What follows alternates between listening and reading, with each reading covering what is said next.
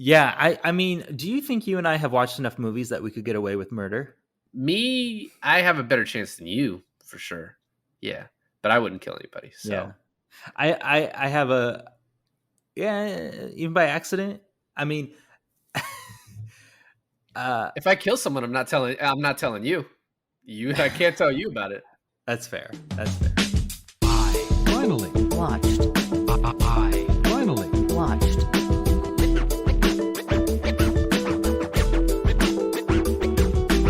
I finally watched. I finally watched. I finally Watched.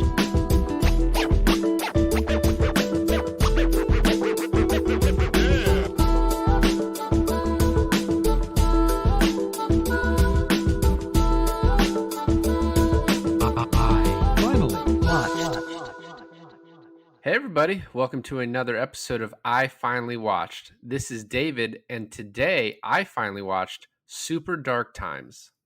And this is Alon, and I also finally watched Super Dark Times. And that was our new intro for the show, and we can't thank Jesse Jace Thomas enough.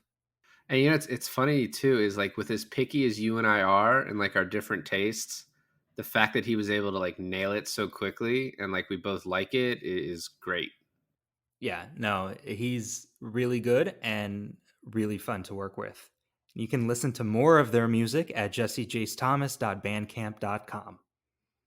So getting into this movie, and I was thinking back when we started. You and I did this horrible, like, had this horrible habit where we would say "spoiler alert" like every time we started talking about a new scene, and we realized like no one's listening to this without having watched it, right? But I do want to say for this movie, if for some reason you're like, "Oh, let me listen to a few minutes of them talking about it," and then I'll decide to go watch it.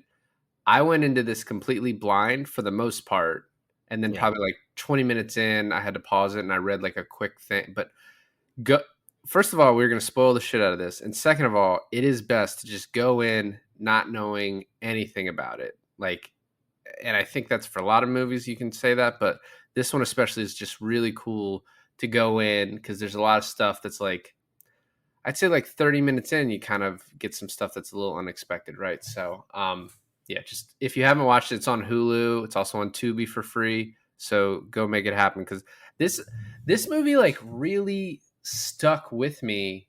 Watching it, I finished it last night, and I immediately called you, and we were like, "Oh, we're ruining the podcast because we're talking about it." But it's just like it's one of those that I called Garrett too, or texted Garrett, and I was like, watch this movie, I want to talk with you about the ending because I wanted to like, there's like some legal implications to the ending of this movie too. It's one that like sticks with you. It's very impactful. I don't necessarily IMDb categorizes it as kind of a horror, and it has like maybe a couple horror elements to it, but for the most part I think it's like a drama thriller and kind of like I don't know, a little hard to watch in some places, but I thought it was excellent. What did you think? I also, walked into this blind, even though I tried to like read a summary about it, because my intention my intention wasn't to go in 100% blind. I wanted to know something about it, and the summary on the web was so vague, um, and misleading, even from like the poster that's represented on IMDb. It the tone and just I guess what it implies, the poster implies, doesn't even happen in the movie, or it does, but it happens in a much different way. Almost like purposely trying to mislead you on thinking like this is a horror-esque mystery when in fact it's more psychological thriller. The I agree. I mean we can say that about most movies, right? Go in it completely blind. You don't spoil it for yourself and kind of enjoy the adventure of the film. But for this, it's so not only is the marketing for it misleading, but like as you're watching the film, the plot purposely, I feel like at times mislead the viewer, that you think the movie's going to go one way, or you think there's a twist, or you think there's, it's pretty straightforward, and then it's just the opposite of whatever you could be thinking of. So in that way, it's, I think, especially this movie calls for you to go in it not knowing anything about it. Yeah, and one thing the movie does to mislead you is it kind of presents, I'd say, maybe 30 to 40 minutes left in the movie. It sort of presents what the ending is, not like how it's going to happen, but there's like a mystery or a question about one of the characters, and it tells you the answer, but like for the next 15, 20 minutes, 30 minutes, you're like, wait, was that right? I don't know if that's right, until you find out, oh Well, my god, yeah, they did tell us what was happening. And sure, sure, sure, sure. the marketing too, I think, I on normally, not to tell people how the sausage is made, normally I just look at like the IMDb trivia. There was like 3 things on this movie. There was nothing. So I did a little deeper research, and one thing I read is the director was saying that he wanted people to go in blind. There's a death 30 minutes in, and he didn't even want that to be hinted at in like the trailers and the promotion and stuff, because he just thinks it's more impactful. And I think, going back to like this is called horror. I think in the beginning, when they were marketing this, they marketed it as nostalgia horror, which is basically Stranger Things and It. And I think I think a little bit of this has a Stranger Things feel, because it's kids on bikes, right? Like ninth graders, eighth And graders. it starts and ends there. Right. Yeah. Other than that, but it's this movie's from like 1995. So for kids of my Well, age, let's clarify. This movie was made 5 years ago. It's set in 1995. correct. Yeah, it's set in 1995, but made in 2017. Actually, I think it was made a little earlier, because one of the things I read is that people that, when they were comparing it to Stranger Things for the marketing, he's like, I didn't even know what Stranger Things was, except for the fact that the character of Karen, who is Zach's mom in this, they originally, in pre-planning for this, wanted to go after Winona Ryder, and she was like too busy because she was working on this thing called Stranger Things. And Oh, so that's funny. they couldn't get her. I actually like love the mom that they got for this. I think she's like one of the best parts of this movie. But besides like when I was reading up on it, I think probably 3 or so years ago, I just read an article that was like, there's this really underseen movie called Super Dark Times, and it had a comparison to like Stranger Things. And it has nothing to do with Stranger Things. Absolutely not. There's no supernatural elements. No. Nothing. So, but I wanted to watch it, and then, I mean, now having watched it, I think it's like, I don't want to. I sometimes get too overexcited when I say something's like a perfect movie, but with this one, like, you can see all of the strands and how they're brought together, and it's just a really well-made movie. This is the only movie this guy has made so far. This was his first one, and I don't think he's made his like next feature since. And it's just so well done, so well filmed.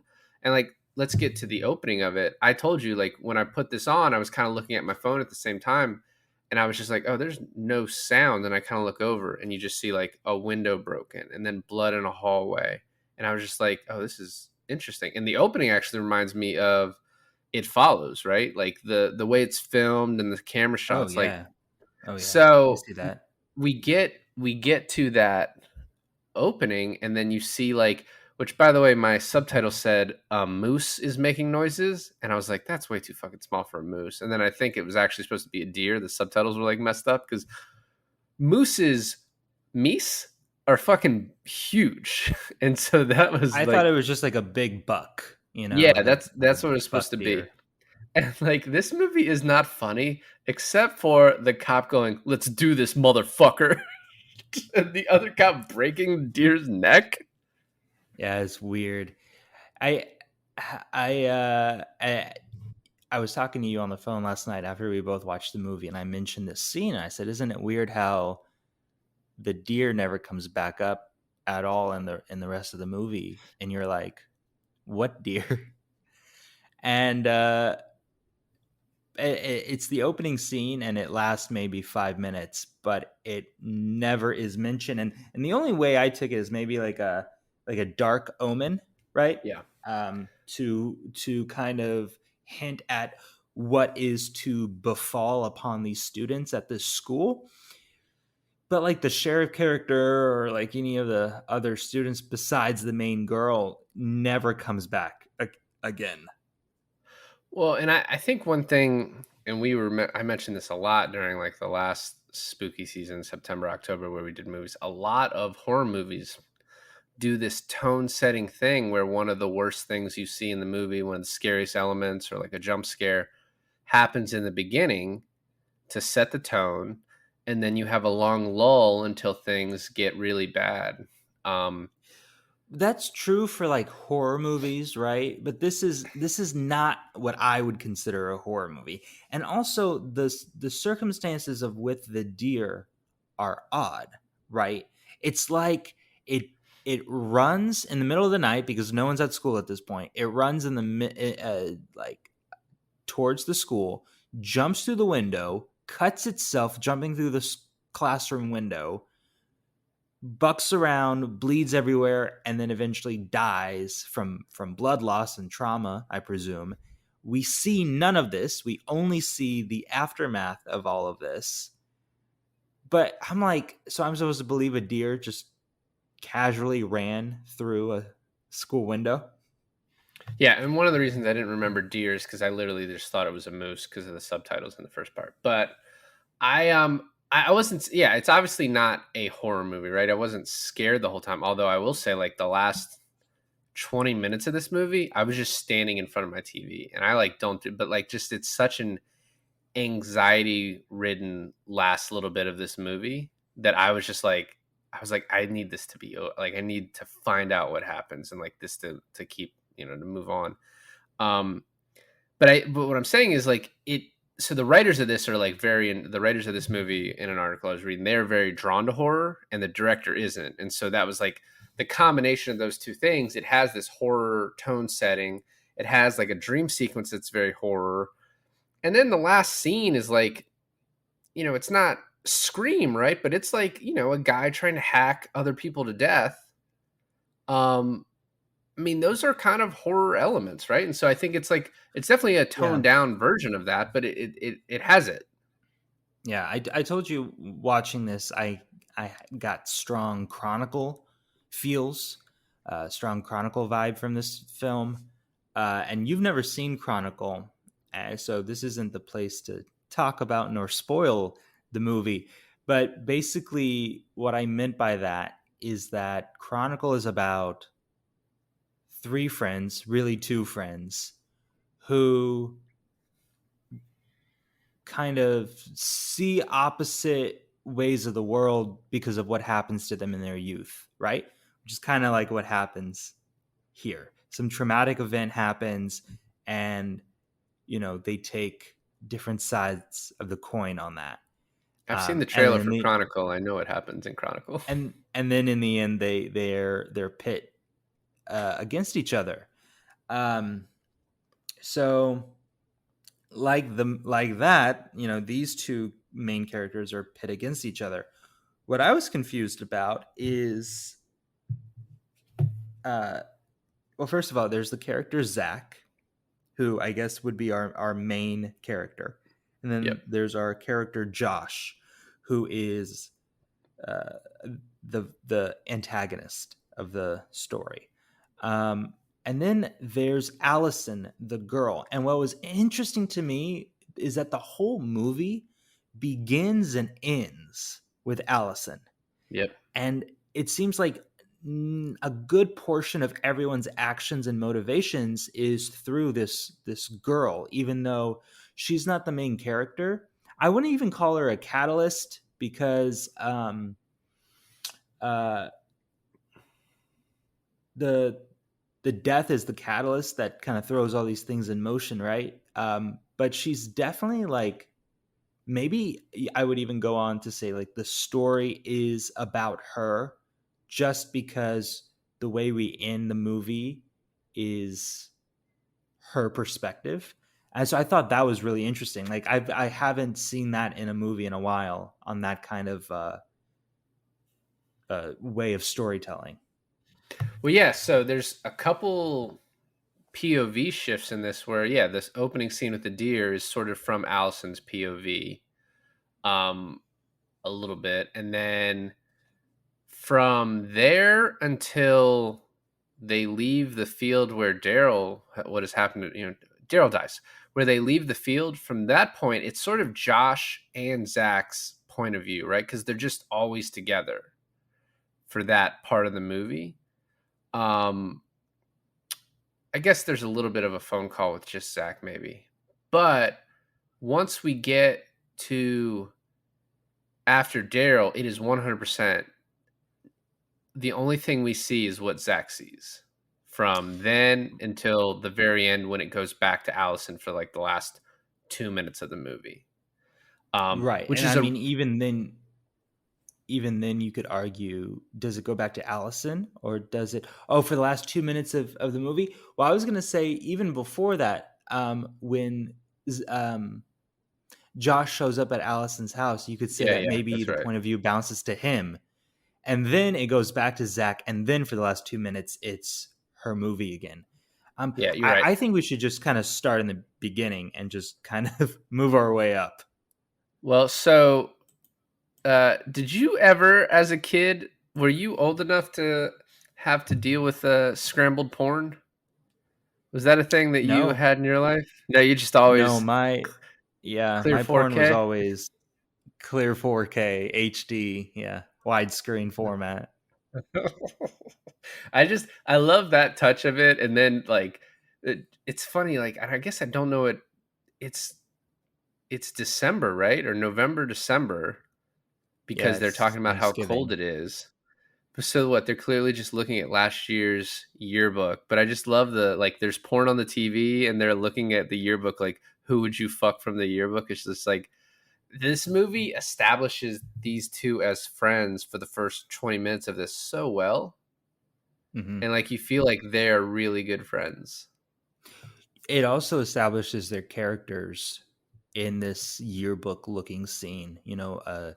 Zach is like the morally good character. So while he is a teenage boy and he dives into the conversation, it's not taken as like raunchy as Josh takes it.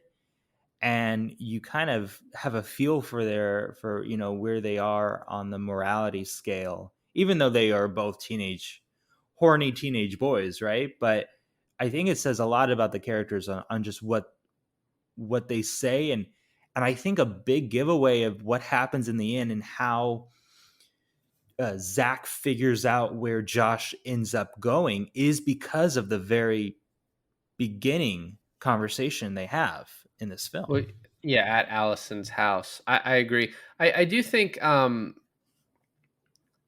like Zach is I think it's just showing you, and this is like a common movie thing because they do the same with Daryl, which I want to talk about, but like just setting up who you should like, right? Like Zach is the one who has true feelings for Allison, so you want him to end up with Allison, and also the fact that we then get his POV. He's like the one guy, or Josh is like, I'd fuck her on stage. You know what I mean? He's like, well, you shouldn't talk about that. We know her, and like, I like her. And the other guys, and Josh is like, I like her too. And so that's obviously like, yeah, you're right. It's to set up who we're rooting for, or not rooting for, but just Who we're it rooting makes for. It's okay to base say it. it makes you accept what happens later, right? And this, this goes uh, right to when they meet Daryl. And one thing I'll say is I watched this for a second time today, and I'm just like the whole time looking for the signs of like Josh the serial killer. Like, where does he break? When does it happen? Um, Yeah. and I don't even know if that's the point of it, which we'll talk about later. But we then meet Daryl, and like in the first 5 seconds of meeting Daryl, I thought he was special. Okay, not just me. Okay, cool. Yeah, and maybe he kind of was, but they. This is one thing. The director makes you hate Daryl. There's like no way you can come out of this and be like, yeah, Daryl is a good guy. I like Daryl. Like, You know what's funny? You know what's funny? When they were arguing in the field and the katana was being thrown around, I thought to myself, I said, I don't know what kind of movie this is, because at that point I still didn't know what kind of movie this was, and I was like, I will be very sad if Josh gets stabbed with the katana, but if Daryl gets stabbed with the katana, it won't be the biggest loss, honestly. yeah, I was like, it has to be Daryl getting like as we are getting to us, like it has to be Daryl. And but the way that's we'll talk about how it was set up. But I also love the conversations on the bridge. First of all, Charlie gets brought up, or Charlie, gets brought into to this, and watching it the second time, especially, you can tell like he is slightly younger. Like the casting for this movie, I want to say, was so perfect as far as like the ages, the way people It's very good. interacted, and all the actors are great. Like everyone we Yeah. see is great. Even the girl who's masturbating a pen behind Zach in class for no reason, like just great. You know what I mean? Masturbating a pen, I feel like, can be taken in so many ways, She wasn't right? masturbating with; she was masturbating the pen. She was Right. She was she was giving it a hand jibber, if you will. the mechanical pen. Yes. Okay. Yeah, to completion. So, but the stories on the bridge, we're kind of acting like teenagers on this, but the stories on the bridge about like Josh was like, yeah, my masturbating fast is over tomorrow, and they're like, why would you do that? And he's like, oh, it feels so good when you wait. And then fucking Daryl about True Lies, 2.5 times, but it started to hurt, so I got a steak out. Like, did you put it back? No, I cooked it. Of course I put it back. They're like, that's not better. That's not a better that's not a better answer.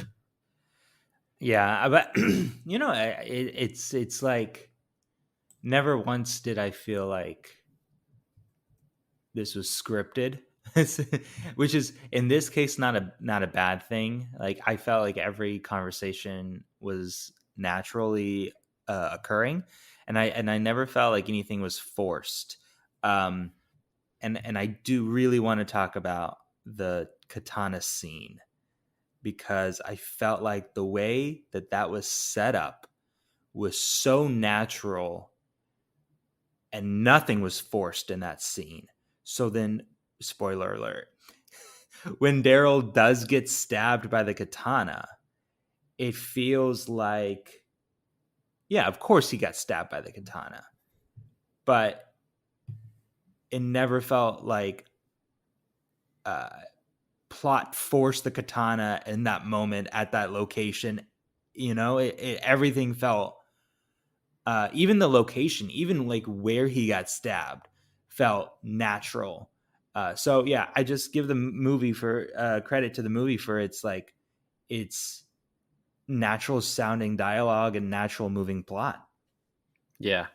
No, I agree. And the last little bit of setup before we get to when Daryl hangs out with them, there's a couple things. One, when they leave Daryl the first time, they go past these stoners, and there's this theory on the internet that Josh talks about his brother Danny being in the Marines, and there's this theory that Danny's dead Mm. because of how upset he gets about people being wrong about Danny being in the Navy versus the Marines. And then later on, when the about the weed, he doesn't want Daryl to take it, and people are like, oh, he just really cares about his stuff or whatever.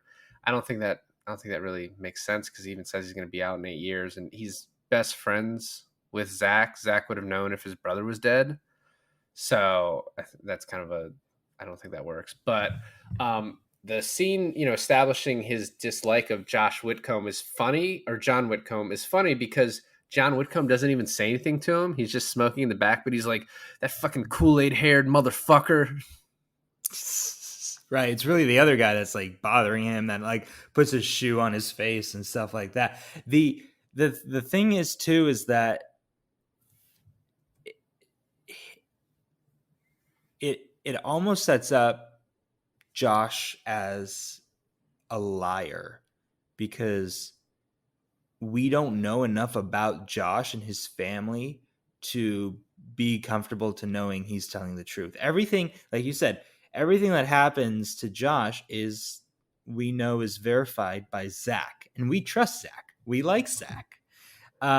We know Zach's mom, right? But Josh has this weird thing where like both of his parents work and his brother's in the Marines, so we never get to meet his parents, and his house is always empty, and it just kind of sets up this like eeriness about him that he's this like lonely dude who really his only person is Zach. Yeah, we meet his mom one time for like 5 seconds, but they don't interact. She just like answers the door for Josh, and that's answers the door for Zach. And that's only just like that's a practical thing of like getting, getting I don't think Zach. we even see her face though. We do a little bit, but yeah, I mean, your point still remains the same. It's just like, oh, it is like, yeah, you're right. He is this lonely kind of latchkey kid, and Charlie's the same way. They kind of all are, which I think is also just establishing that '90s thing. Because now, I think that happens. I mean, slightly less. Also, the glue bottle story is very funny. He's Yeah, like, the glue. I enjoyed the glue bottle story. and then she's just like, "Oops." He's like, "It's the most erotic thing I've ever seen." Because the glue has come. And I guess that makes the bottle a penis. Did you ever play that as a kid in high The school? penis game? Yeah, of Yeah. course. One time we went on a senior retreat, and it was like these camping in these like shacks. And I just finished taking a shower, and I opened the door and someone fucking antiqued me. And I was so pissed and so tired. I just laid down on my bunk, and like the lights turned off, and someone said penis really low, and I was like, fuck this. And I screamed it as loud as I could, and everyone just started laughing. And then the teacher that was like monitoring us in the next room walks in. He's like, I don't know who did that, but can you guys be quiet? Wait, what's when you Antiquing? got out of what's antiquing? It's when you take flour and throw it at someone so they look like an antique because they got like weight. You fucking loser. Really? We're talking about your high school? Shut up. Oh, and then the last thing before the Daryl scene is the Allison call. And the only thing I want to say about this is she calls and invites him to a party, right? Mhm. But then she's like, hey, you still hang out with Josh Tomlinson or Thompson or whatever his fucking name is, right? And he's like, yeah. And I was like, oh, is this setting up like a triangle? When I first watched it, I was like, she says first and last name, you still hang out with him, right? Like you're going to bring him. I was like, oh, is Zach going to be upset? What's happening here with this? That's not Right. really what happens. She's just like a very nice person who's like, oh, invite your friend too. Maybe because Megan was interested, which here's the thing. Like if Josh That's is an unfortunate. incel, like I'm pretty sure Megan would have fucked him. So like, was he just hung up on Allison or, what's happening there? I don't even know if it was that at that point. You know what I mean? I don't think it was, but I think you get a little bit of that. They do play a little bit with that vibe, right? Of like for example, in the beginning of the movie, and I don't want to get too into the end of the movie, but something like that happens in the end as well. But in the beginning, when they're riding bikes, Josh or Zach is like, "Oh, do you ever have that thing where your gears stop going up, so you hit your maximum speed?" And Zach or Josh is like, "I don't have a maximum velocity. I just keep going faster." You know what I mean? Right. Like he like likes to think big of himself, and so I think that plays a part into what happens to him eventually. But now we get to Daryl hanging out with them the second time at Josh's house. They go into Josh's brother's room. They find weed. They find nunchucks, and then Josh is like, I have something way cooler, and they get the katana sword. And like you talked about, the way they set up, like, oh, they're so cool, the katana's so cool. The camera work is really great in this too, how it like zooms in on Zach and Daryl watching him fuck with the sword, and then he's talking about how he used to cut milk cartons, and then it goes really hard in on Daryl, and Daryl's like, can we do that again? So I really like how the movie naturally transitions from scene to scene, right? Because we're talking about cutting milk cartons, and now we are cutting milk cartons. And honestly, I thought that it was kind of just the tone and like how the movie is progressing, but you could feel an accident coming up, and I thought it was going to happen in a much different way. Like I thought someone's hand was going to slip, or like someone doesn't know someone's behind them and they swing and fucking decapitate someone. Um, and the way that it actually ends up happening is really nice in the sense that it never feels forced, and it has to really feel like an accident, right? But enough of less than an accident that people feel like guilty and scarred by this, and I think they did that well. Yeah, I will say like the way that the sword actually enters into him seems implausible unless you give some sort of intention to Josh that he sort of stuck it in there in almost like self-defense. And I do want to talk about like at the end of this, I want to discuss like legally the culpability of everyone in this. But I agree. Like, so, you know, they have Daryl sitting over there smoking weed and the other guy's cutting the cartons. And then fucking Daryl just walks up after they're like, hey, what the fuck are you doing? And grabs the sword. So he has the sword. So you're like, at this point with the sword and kids, you're like, someone's getting stabbed. But Yeah. then they're all yelling at him and he's kind of waving it around and they all like gang up on Daryl, like, hey, you're in the wrong. Give him his weed back. So Daryl like storms off and says, this is bullshit. I don't know why Charlie hangs out with Daryl. That is like the one plot hole in this entire movie. Charlie seems like a decently cool kid. So why the fuck are you hanging out with Daryl? It's not like he's old enough to have a car. I digress. So Charlie convinces Daryl to give the weed back, and I think Zach does too. So he gives it back, and at this point, he's thrown down the sword and like, this is bullshit. So then Josh starts walking away with the weed and then grabs the sword from where Daryl threw it down, and then Daryl starts chasing him, and Daryl like hits him in the head, keeps coming after him. Like, I don't know if they The way the stabbing is that Daryl falls on Josh. Josh has the sword in his hand, and I understand what you say. Like Daryl gets stabbed in the neck, like almost in the collarbone area. It must hit like an artery because that dude bled out fast. Although not as fast as I would think he would, but the angle and everything, yeah, maybe there is some intention, but I don't know. Daryl fell on him, so something what? there. And I think we can talk at least about this at this point. Like their ages, they're at least 15 at the oldest, maybe 14 if they're ninth graders. I don't remember if they're ninth or 10th, right? So if let's just say they're 15-year-olds, they shouldn't have had the sword, but like if they all just told the truth, I mean, it's not really self-defense, but it's like Daryl is at fault for his death. Yeah, but they don't have the wherewithal to kind of understand that in this situation it's better to tell the truth, right? I mean, like at 15, maybe you and I, but doubtful. And then if you throw other people in the mix, you're like, well, who's culpable? Like who is going to point to who in this case, you know? Well, except they all get on the same page pretty fucking quickly when, like, at the scene where they chase after Daryl. First of all, I forgot to even mention Zach pulling the sword out, and as he's doing it, Charlie's like, leave it in, you're supposed to leave it in, and just yanks it out, and then they all freak out.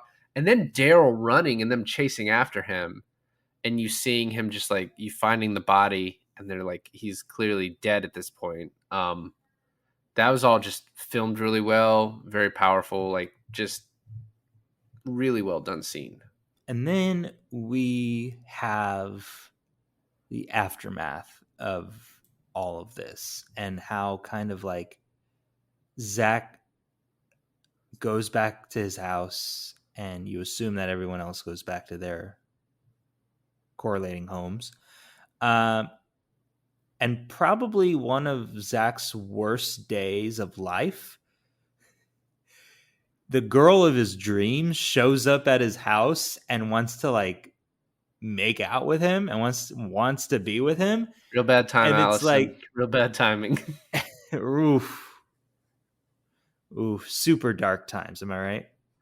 Yeah, I did want to say though, one thing before that, and just like showing kind of their age and their like stupidity, is they know to get rid of the sword, but they keep like the sheath. To like, Do they keep the sheath? I didn't pay attention to that. yeah, he hands it to Josh. Charlie hands it to Josh, like, here you go. And then freaking Zach breaking his hand like an idiot.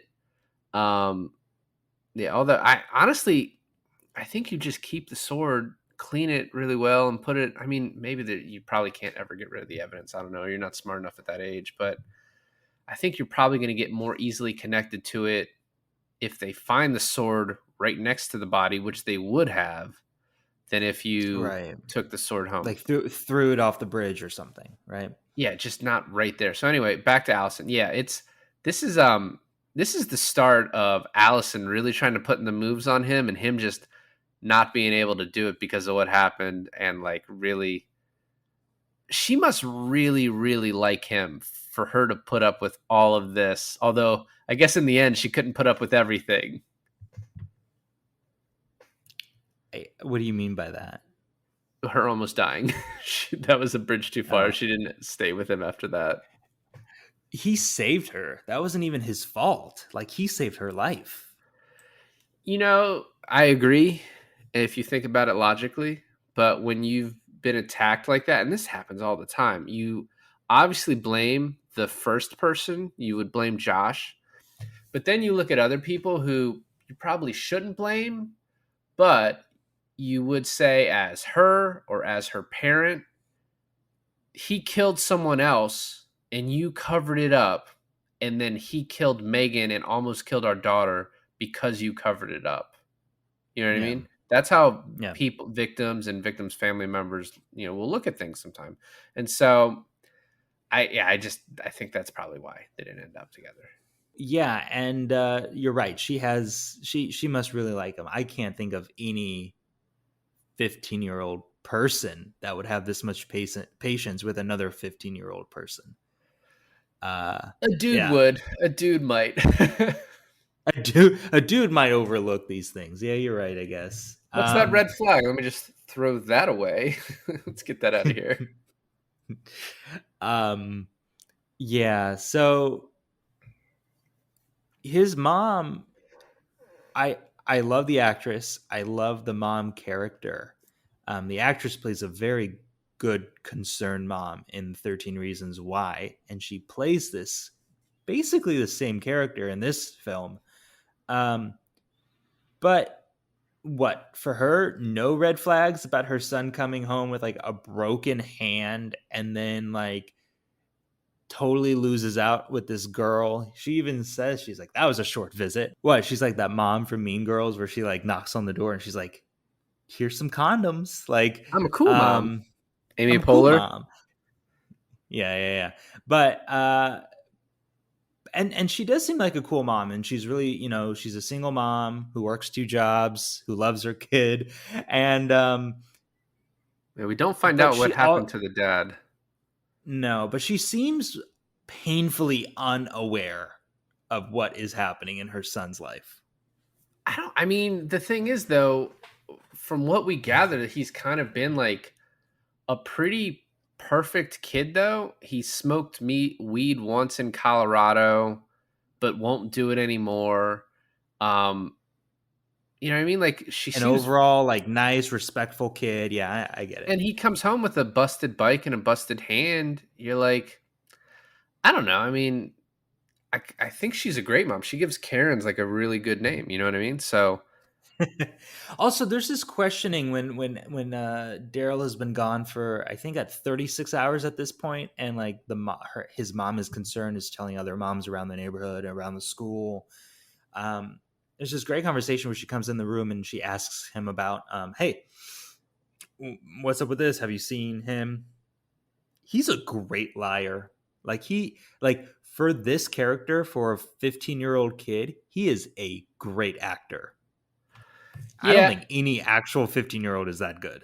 you know what though? One of the reasons that people get caught is because they lie about the stupid things, and this is why Zach was a little bit correct that Charlie and Josh and him needed to get their story straight. So Josh doesn't come to school the next day, and then Zach immediately goes to Charlie. And I love Charlie's like, "What the fuck, dude? Why are you coming to see some eighth grader at a middle school?" And he was like, "Oh, we need to get our story straight." And he's like, "Dude, if..." And Josh says this later more perfectly when Zach says the same thing to him. We need to get our story straight, and Josh goes, "As soon as people start asking the questions, we're already fucked." Which is Yeah. kind of true. But the thing is, so him lying about him acting to his mom as if he hasn't seen Daryl since third grade is not the thing to lie about. The thing to lie about is that you didn't see him on that day. That's the thing to lie about. Right. Like, oh, I saw him a couple days ago. Me, Charlie, and Josh all hung out of the bridge, but haven't seen him since. That's okay to say. Or even to say, yeah, he did come over to Josh's house, but then he left early. We don't know, and then we just hung out with Charlie. We don't know where he went. He brought over Charlie and then he had to leave. We Yeah. don't know where he went. Or maybe don't mention Charlie, because then it seems like Charlie is kind of left out That's of why the you needed conversation at Charlie to this point. stick around for a fucking minute and get the story straight. Charlie, I do love Charlie's answer of though. He's like, I don't know what happened last Tuesday, so why would I know what happened this Tuesday? I probably just went home like I always fucking do. And then when we see Charlie at home later, he's playing Minesweeper. It's so great. Yeah. Yeah, it's pretty good. Um Yeah, I mean, do you think you and I have watched enough movies that we could get away with murder? Me, I have a better chance than you for sure. Yeah, but I wouldn't kill anybody. So Yeah. I have even by accident. I mean, uh if I kill someone, I'm not I have telling. I'm not telling you. I can't tell you about it. that's fair. That's fair. Also, why does at this point Josh stayed home from school? It's weird that Zach goes straight to Charlie instead of just going to Josh. No, he tries. I believe he tries. From what I remember, is he goes straight from school where Josh isn't. He rides his bike straight to the middle school, and then Oh, straight to the middle school. No. Yeah. But before he calls Charlie on his home phone, yeah, he well, that's does try Josh. yeah, but Yeah. that's like several days later. My point is like he's kind of mistrusting Josh from the beginning, and that's like not did it drive Josh a little bit, but it may have drove Josh to what he did at the very end of the movie, eventually. But also like at the same time, is this when Josh is developed? He's by himself with his thoughts. He murdered someone in his head. Is this when he's kind of becoming like the killer he's going to become? I guess, or like, what drives him to the rest of the murders and attempted murders is unsaid in the movie, but very interesting to me. Like, what is it trying to say? But the Daryl's death might have been the snap, but you could tell that he wasn't that mentally stable before that anyways, something a little off about the dude. A little bit, yeah. I mean, the guy who plays him, Charlie Tejan, or hope that's how I pronounce the last name, just does a really good job with like the mannerisms and like how he plays this character in the beginning and then in the end. Have you seen him I've seen him in Ozark. He's great in Ozark. I have not seen him in Ozark, but he is the little kid from I Am Legend. He's the little kid from I Am Legend. at the end of the movie. Yeah, Not at the end of the movie. I mean, yeah, he's Shows up the about like halfway through the movie. whatever, and then he's in the end of the movie too. He survives. Spoiler alert for I Am Legend. And then he is also That's him? yeah, Wow. he is also the brother of Charlie St. Cloud in Charlie St. Cloud, starring Zac Efron. Yeah, I don't give a shit about that. But he's the little kid, and I am old. I Am Legend is the first movie that I saw by myself in a theater, which means I'm fucking old. A little bit, yeah. I mean, Charlie St. Cloud was a pretty good movie. It was a good Zac Efron vehicle. Um, Mm. the Yeah, I talked about how there's a couple horror elements in this, and the dream sequence with Daryl, definitely like a straight horror movie sequence. That's so trippy. That where I thought the movie was going for a while there is like, Zach is concerned like who took the sword and who hacked up Daryl's body and et cetera, et cetera. I thought we were gonna have like a Fight Club thing where it was Zach the whole time, but the movie wants us to believe there was Josh, but there was no Josh. But I it wasn't that at all. Yeah, I mean, I think till 10, 15 minutes left in the movie, even when he brings the sword to Megan's, I'm still like, okay, but is the movie trying to trick us? Um, Right. and so I think that's one of the things that's done so well. Uh, Zach gets to school the next day, and he first of all he had that dream. I think because he was fucking sipping cough syrup, and, like fucked his stomach up, and it was giving him like weird dreams. Partially, But what's cool is that he was having this dream, but we don't know he fell asleep in class no, until he wakes up. that's another dream. Oh, you're talking about. Oh, okay. I thought you were talking about that dream. You're talking No, about. the Daryl dream, I was saying he drank cough syrup and like that caused, and then Daryl's sitting on his stomach. Nice touch.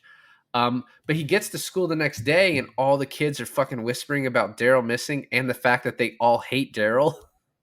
Right. Exactly. Yes. And then Yes. and then as the principal is announcing that Daryl's missing or there's rumors about it, this is when the girl is jerking off a pen behind Zach. Do you feel like a lot of girls are interested in Zach? Is that what's going on with this, or is that girl just a weird girl? I think that girl is just a weird girl. I mean, that scene was a weird, was a weird scene, unnecessary in my opinion. But Um, she's also a little bit too attractive and too well put together to be the weird girl that jerks off pens for no reason. she also seemed a little bit too old to be in that Maybe she's the edgy. school. Maybe she's like an edgy girl. They got held back a few years. Yeah, all that Let's pent up let's sexual let's test a tension. Yeah. few D's in high school. Yeah, maybe that's Oh yeah, she effed a few D's, and that's why she got held back. right. So I don't know. It's odd. It's not connected to anything else. We never see her again.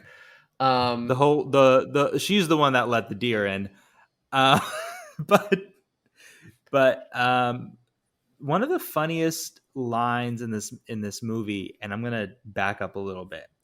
It's from a character we never even see, uh, and it's the first day that Zach goes back to school and Josh doesn't go to school, and the teacher who's off screen is taking attendance, and he's like knocking off names, and he's like, um, Zach Attack, and he goes, "Yeah, okay, you're here," and he's like, Thompson or Tomlin or whatever his name is, and he goes, "Not here," and he goes, "Okay, that's everyone, perfect." Cut to Zach panicking, and you're like in your head, you're like, not perfect, Teach. Not perfect at all. right. Yeah, yeah, I agree. I don't know if it made me laugh, but um, back to what we were talking about real quick, though. We get real quick, and for the rest of the podcast, but we get Zach going over to Josh's house, and I think they have like a really heartfelt conversation here. The one thing that I really thought was interesting was that Josh freaked out when he heard that Zach wanted to go back. Yeah, And I'm like, did he already have the sword at this point? I feel I like wonder that too. I feel like he must have. Um, Yeah, because when he told Charlie that he wanted to go back, Charlie's like, "That's dumb. You can't go back at the scene of the crime." But then when he told Josh, it's a much different reaction. yeah, he's like freaking out, a little bit freaked out about it. And then the other thing I was wondering is this a little bit his break with Zach in that why do you care more about Daryl than me, right? Why do you care about Daryl and Daryl's mother? If you go back there, you might draw suspicion on you and then me. So I wondered if that was a little bit at play because he also it had some super bad vibes where like Jonah Hill doesn't want what's his name hanging out with McLovin, and so this is like, Right. do you like hanging out with Daryl? And he's like, I don't know, I feel bad for him. You know what I mean? Which is the exact same thing from fucking Superbad. So, but I think that scene is important to one establish. It, you can a little bit read into like Josh's breaking throughout this. You can see some stuff, but also just like Zach never stops caring about him, and so the fact that Josh attacks him in the end to me is like going to always remain unanswered in this movie because it Yeah. does remain unanswered. Did you understand when like Zach was trying to change subjects and he was like asking about like what video game are you playing? But then like Josh like breaks down emotionally about something. I didn't quite understand the reason for that. Well, no. So Zach says, "What video game is that?" He doesn't answer. What video game is that? And then Zach goes, "It was a fucking accident," and like slams his hand because he's like, I think he was trying to get Josh's head off of it, right? He's trying to bring him back, like, hey, it's gonna be okay. Yeah. And then Josh, Well, also his confrontation with Zach being like, "What are you gonna do? Break your other hand?" or something like well, that no, that's too. what I was about to say, but that wasn't a confrontation. That was like just a funny line, which and that to me was like him still like, oh, almost with like the real world instead of like this kind of craziness he got into, like snapping from. I'm basically gonna just say like going into like full serial killer mode is what it seems like. Um, this is the next dream happens right after this where he finds Allison under the leaves and like has sex with her, and then looks back and Josh is watching. And I also think that's a huge cue to Josh's motivation in the end to attack Allison and to attack Zach attack because of his jealousy over Allison obviously being interested in Zach versus him. It was very poetic, them having sex amongst the leaves and like the katana being above them while that was happening. It was like it was something out of fucking a like Aronofsky film or something. You know what I mean? And then, not unlike an Aronofsky film, he wakes up with that hot teacher they were talking about from before. Yeah, And yeah. then Allison pointing out the jizz all over his pants. Is that what she was doing? She says something to him. I can't tell what she mouthed. I tried to, but then he looks down at his pants, asks to go to the bathroom. The other kid sees his boner, and then he is in the bathroom cleaning off his pants. And after she, Right. And then the other kid who's taking a whiz is like, "What do you do?" you're trying to look at my dick, but she also, as she points out his pants, and then he sees it in the background, she kind of tilts her head up a little bit and puts her hands on her face, like, oh my god. And it's like, once again, like she's putting up with so much for this guy, so much. Yeah. God, her journey is so interesting, right? Like, what if we just see the whole thing from her perspective? That she sees the sheriff kill this deer that's already half dead in her classroom. Then either later that day or the next day, she's planning her birthday party and she calls up this guy that she really likes to invite him to the party. And then the next day she goes over to his house and she's like, "All right, I'm going to put the moves on this guy." And he's acting really fucking weird. And she's like, "Oh man, why is he acting so weird?" But like, that's okay. I'm sure it's like, he's going through something. She even calls him like a sensitive boy, right? Later on. Yeah. And so maybe she's like into that kind of like stuff. And and then the next day or a couple of days later, she's like sitting in class with him. He like jizzes all over himself while he's asleep. And she's like, what am I doing with my life? Like, no, seriously, what am I really doing with this guy? And then he like she's having her party. And then he shows up and he's like really sweet and just like, I want to wish you a happy birthday. And he's like, she's like, oh shit. Okay. Pulls me out, Wait, reels me back are in. you about to fucking tell the entire movie from her point, or just up to here?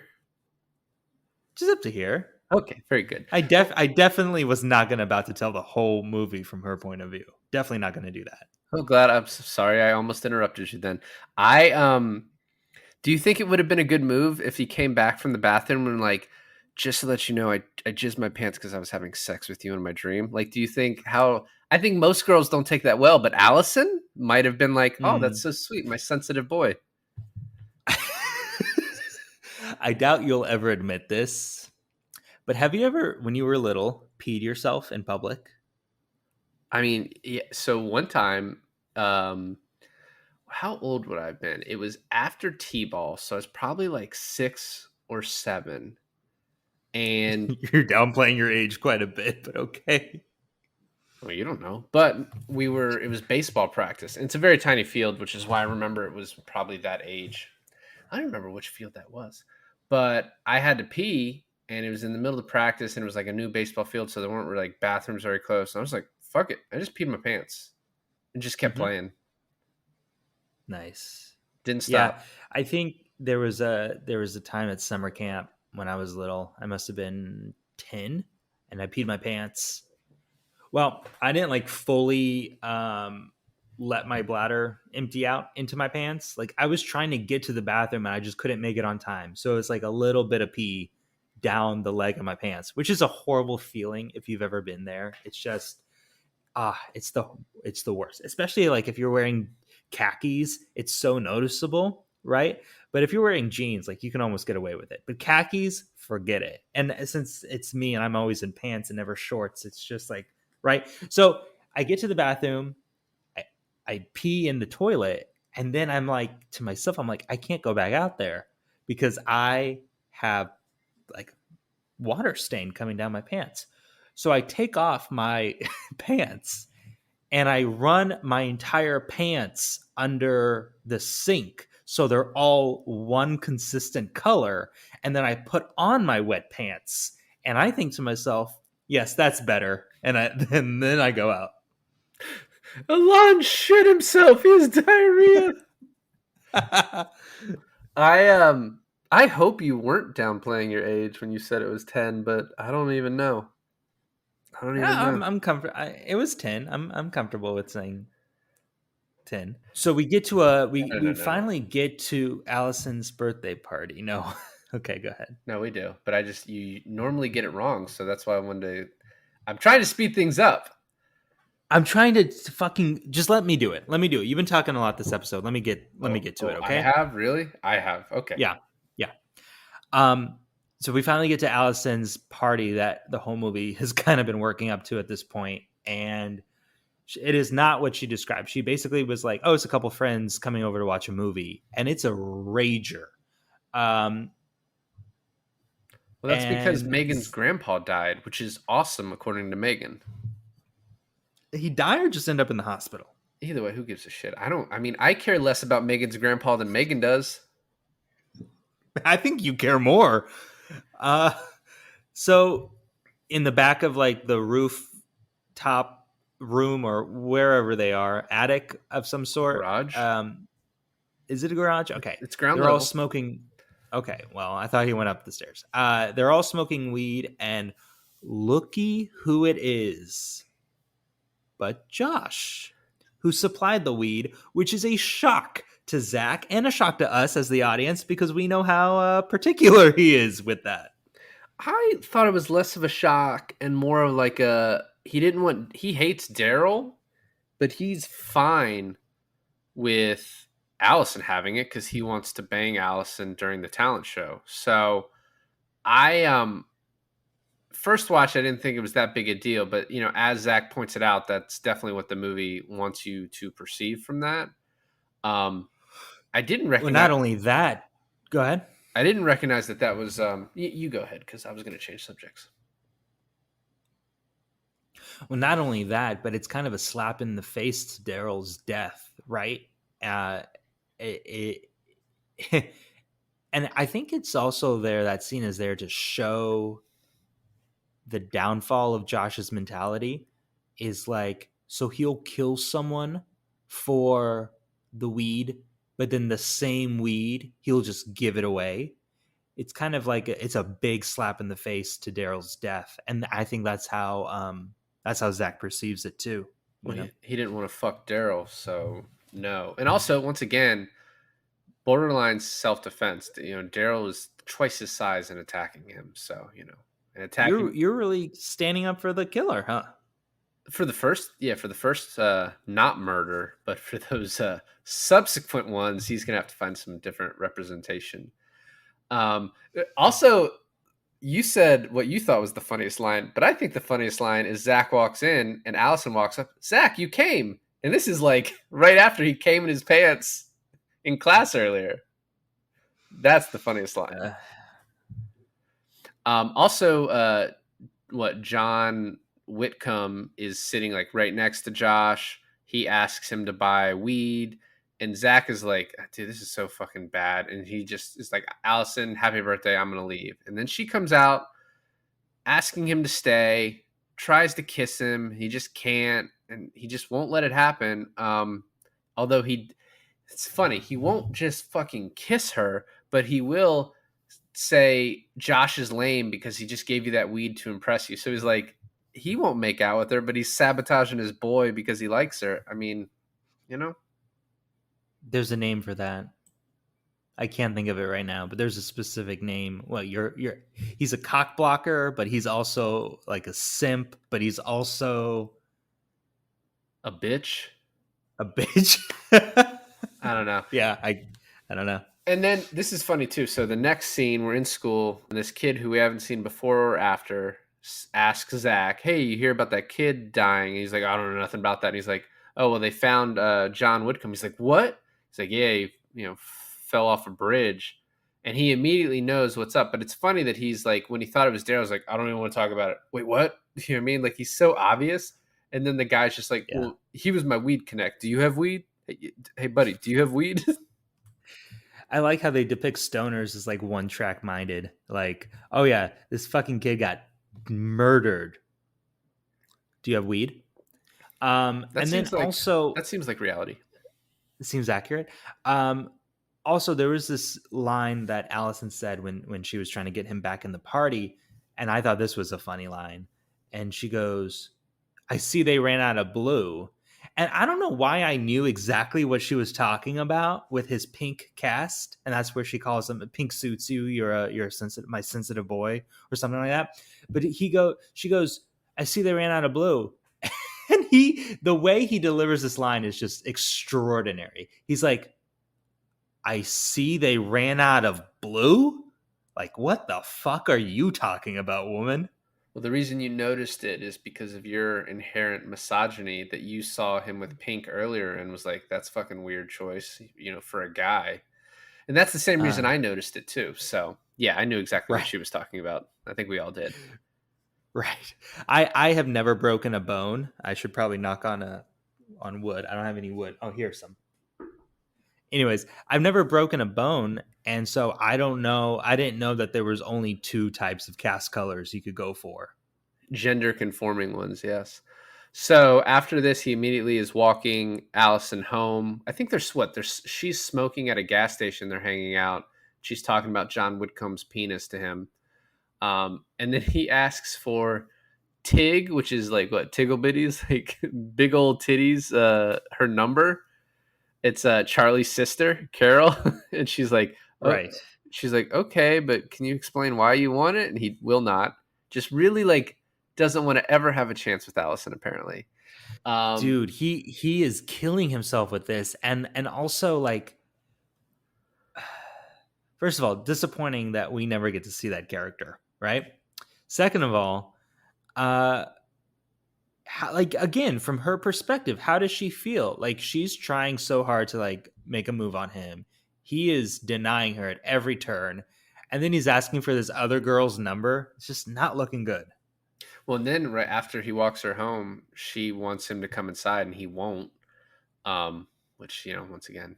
So next, he goes home. Mom's not there, and he immediately books it to go look at Daryl's body. And this is when the movie really takes a turn. He finds Daryl all hacked up, fingers missing, like blade marks in his head and back. So then he immediately calls Allison for Charlie's number, but he doesn't say Charlie, and she's like, "What a fucking asshole," and gives it to him anyway. The call with Charlie. First of all, this is when he's playing Minesweeper, and it's so cool because the music is building the whole time, and Zach is just monologuing, going through all of this information, and Charlie just every once in a while, "What the fuck? What the fuck?" And then Charlie eventually is just like, "Why are you making this so complicated? Like, don't ever call me again. Like, I don't want to be involved." But the use of the music building and building and building, and then kind of ebbing at the very end when the phone call ends, like, Yeah. makes that scene so intense and so good. It's hard to make a conversation on a phone intense, especially how one way that phone call was. So yeah, that music helped to build that up a lot. Also, we already have like really well established characters at that point, so him getting to that conclusion was already kind of the conclusion that we as the audience were getting to. But it was nice to kind of like lay it all out. I don't know why though. Why did you think that Josh had done all that? Because it could have just as easily been Charlie to me. I thought for a while it was Charlie. I thought we were gonna get like all the weird shit was happening was Charlie. It would explain why he was kind of taking on more of the guilt than before. And this movie, like I said, really makes you think that there's this big twist at the end, and there's not. But um, I really thought that we were gonna get Zach as the killer for the longest time there. Yeah, I mean, I didn't. I thought we were gonna get it was all in Zach's head, and he was gonna look like a crazy person, and then maybe he would just like break and tell what happened or whatever, and it would cause a fight. I don't know. He's just knocking on Allison's door in panic, and instead of her brother answering the door, it's Daryl. He's like, "What's up, man?" Or no, or he just walks in on Josh and Allison banging, and Megan watching. Megan watching, yeah. That seems like Megan's speed. So we get to a scene where it's at night. Josh stops by. This is right after the Charlie phone call. Josh stops by and they go outside and they have like another heartfelt talk. And he's like, "Are you afraid of me now?" And which is funny because there's nothing like that leads you to that except for Josh knows he's doing stuff behind his back and he's becoming this different, more evil person. And then Zach even says, "Well, the sword's missing." He's like, "Why the fuck did you go out there?" And he's like, "Well, and this is crazy too." Zach's like, "Listen, I can draw a line. What happened with Daryl and what you did to John Whitcomb?" He's like, "What the fuck did you think I did to John Whitcomb?" And he like Zach's literally about to say, he's like, "I don't care that you killed those people. You're my friend." And he's like, he even says, "I need my friend. I know how you feel." And then Josh comes to this line, "No, you don't. You just say these nice things, but they don't fucking mean anything." And then he says, "You're wrong about me." Right? And so Yeah. when you first hear that, you're like, "Oh, he's wrong that he's done these, that he killed Whitcomb, that he went and stole the sword. He's wrong about that." But what he's actually saying is, "You're wrong about me, that I'm like deserving of your friendship, that I'm still the same person, that you need me. That's what you're wrong about." Right. Right, which is weird. It's a weird conversation to have at that movie. It's like when Josh shows up and how surprised Zach is. We as the audience are also surprised that Josh shows up at this point of the movie because we're like, wait, we're gonna get like a resolution now? Like now doesn't call for that. Um, and the movie, yeah, there's an attempt at a resolution, but then it's not there. And so this is when I want to talk a little bit. We're at 21 minutes left. This is the start of the end. And Zach goes to Josh's and he kind of freaks out, doesn't break in, but finds a key, goes in, and then he sees Allison's new number that was written on his cast. And there's this theory that Allison was in on it, which I think breaks down when you realize that like Josh almost cut her neck open. You know what I mean? Those were like deep gashes on the back of her neck. So you'd have to say that she like orchestrated. She was in on what? She was in on the murders. I don't think it's a theory that works, right? I don't think it's a theory that works at all. But people are pinning on how did Josh get her number, because they're like, oh, you know, he shows it, he sees it on Zach's cast for that little bit. They're like, but there's no way he can remember it. But he could have gotten it from somebody, right? He could have gotten it from Megan, or he could have gotten it from.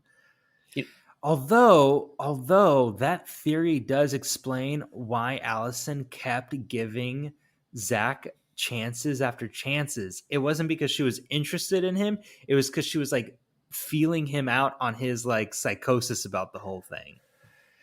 Yeah, but at the end when she's like, is Zach coming over? And Josh is like, no, he's not. Like, what was that? A fake conversation for Megan's benefit? Like it doesn't make sense. No, overall, it doesn't make a bit of sense, and I don't believe in it. But I could see where one could really try to make it work.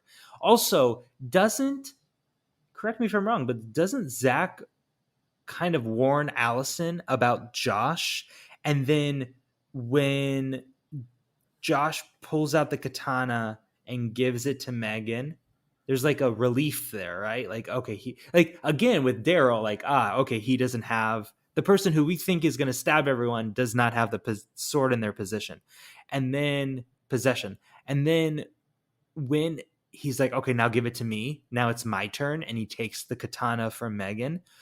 There's this moment where the camera's on Allison's face. That's like, oh shit, you know?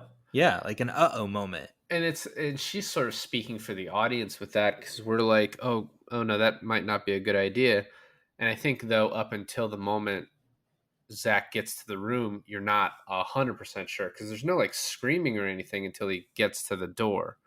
But you talked about this earlier, how there's the back and forth between Zach's point of view and Josh's. Like Zach goes to and finds that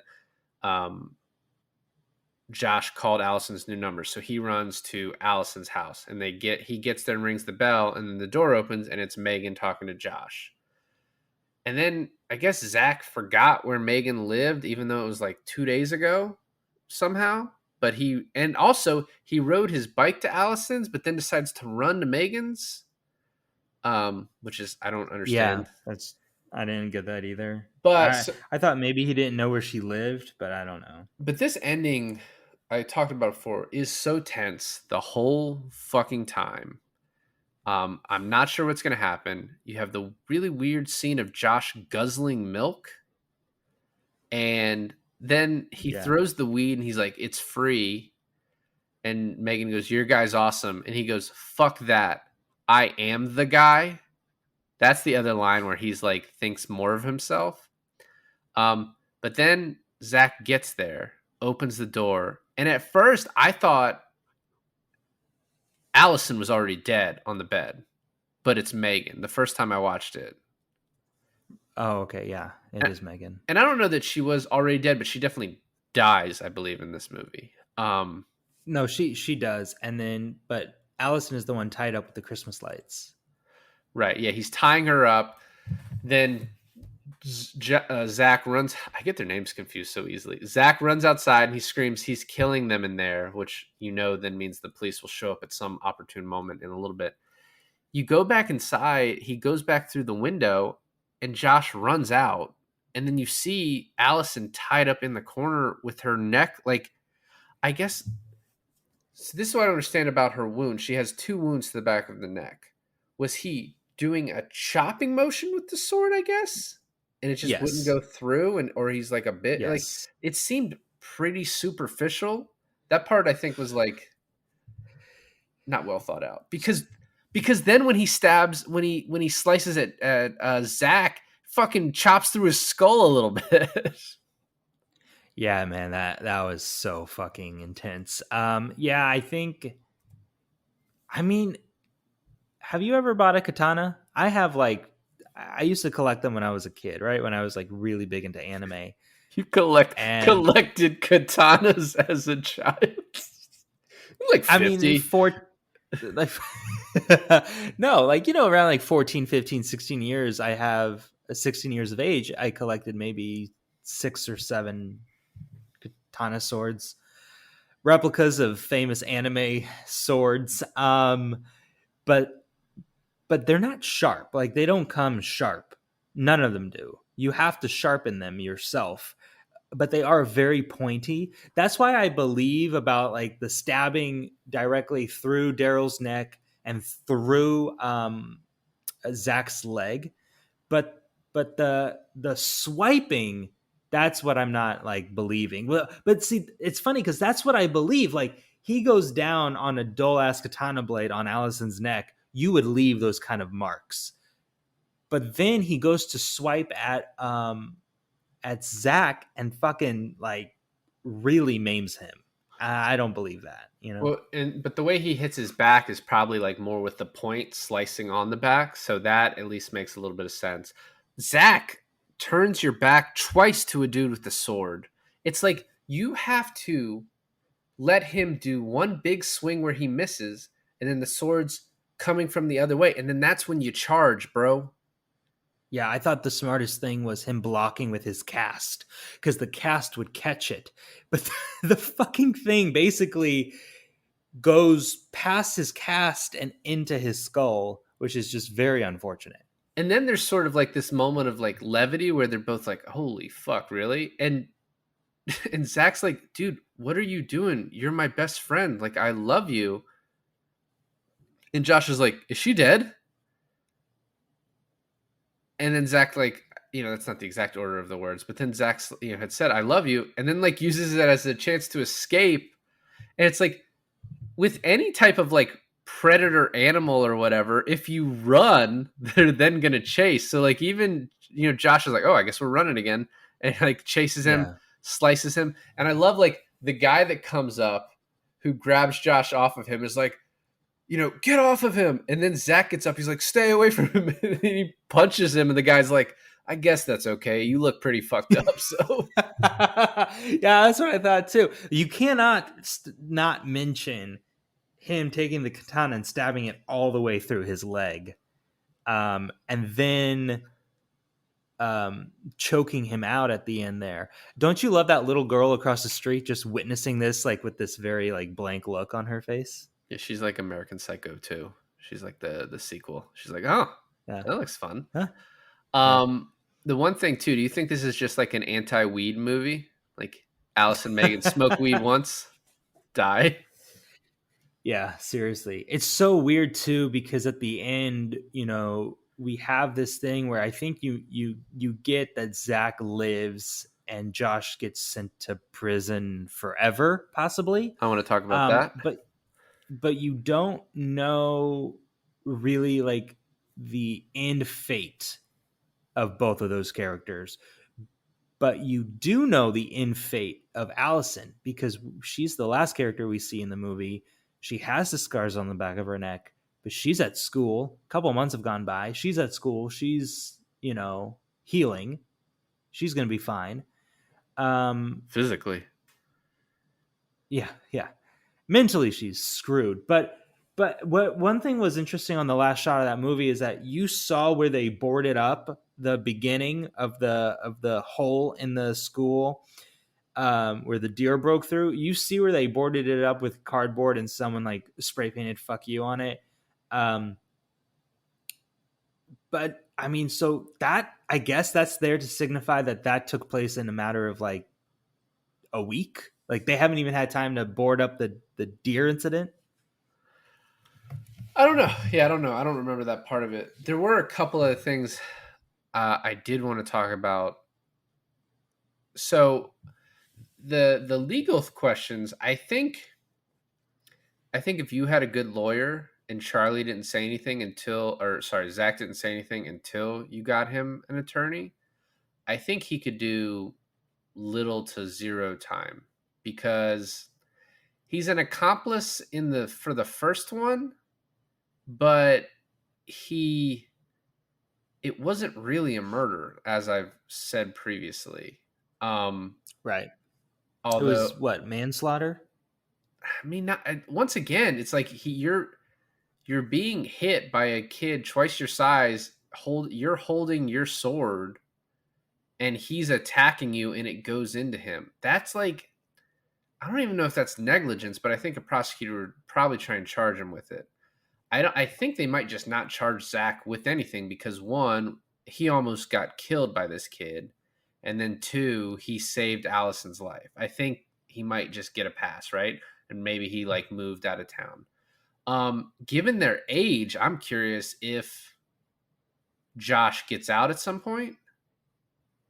Yeah, I don't know. Because he killed um, one person that's like a first degree murder, and then he attempted murder on Allison, and then Daryl is they might charge him with something, and at that point, No, whatever. two murders. Two murders.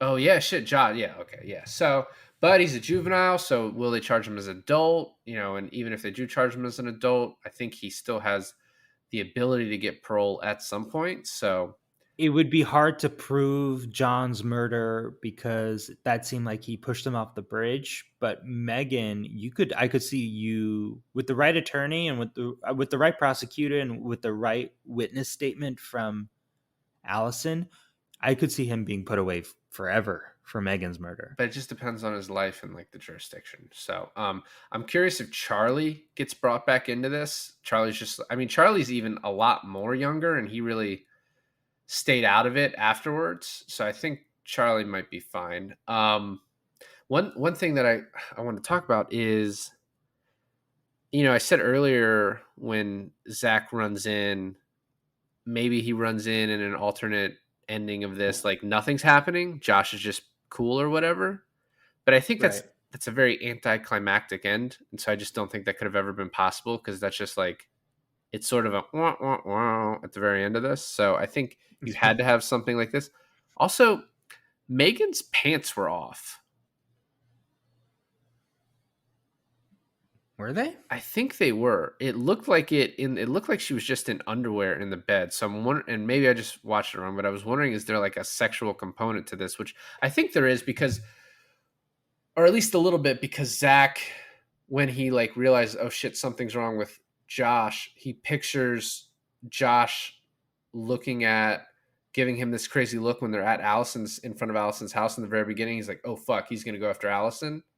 You know what I mean? So I think that is what we're supposed to believe, that there is at least some like repressed sexual issues involved with what's going through Josh's head. But I also, my one like, I don't know, nitpick. I understand why movies do this, but not finding out what happens with Zach at the end of this. We know he lives, but it's a little bit of like, I kind of want to know. You know what I mean? Yeah. Yeah. Yeah. Um, Yeah, and it just goes back to my whole thing where it ends on Allison's point of view, like that character shift, where it's like back to me looking at through the whole movie to her point of view. She's had a crazy couple of days, you know. I don't want, no, don't do it. I don't need you to explain what she saw.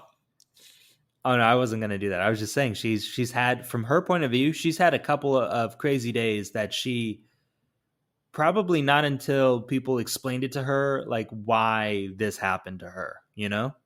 Yeah. And then this is the point where she decides things probably won't work out with Zach attack. So Yeah. Maybe she comes back to him at the end. super light times 2. Super fun times.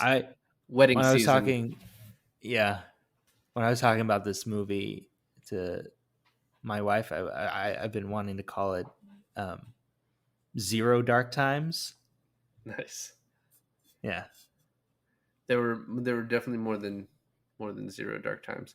Or super dark 30. Even better. You want to keep going? Overall, I was highly impressed with this movie. It is pretty dark, so not one that you're going to return to a lot, but just so well done. Every person in this, the guy that plays Zach, Charlie Tahan plays Josh.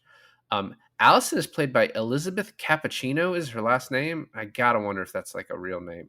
But That's cool. if it's a fake name, do you really choose Cappuccino as your last name? I don't know. It's a pretty on the nose fake name. Allison is great though in this. Amy Hargreaves that plays Karen. Can you say the guy that plays Daryl is great? He makes me hate him and makes me okay with his death. So good job on that. That's actually his first movie. Everyone is great in this, including Miss Barron.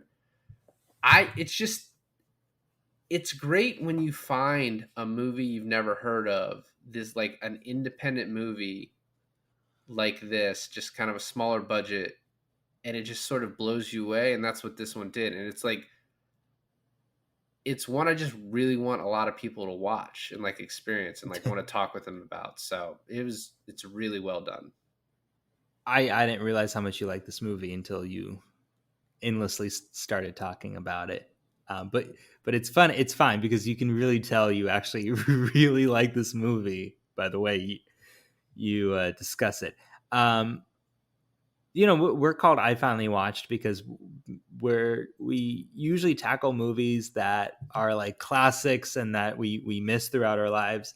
I don't think anyone really called for this one. No one was really asking for this one, and this one was just kind of, yeah, you were definitely, this one was just kind of like editor's pick, right? Like your pick of the week.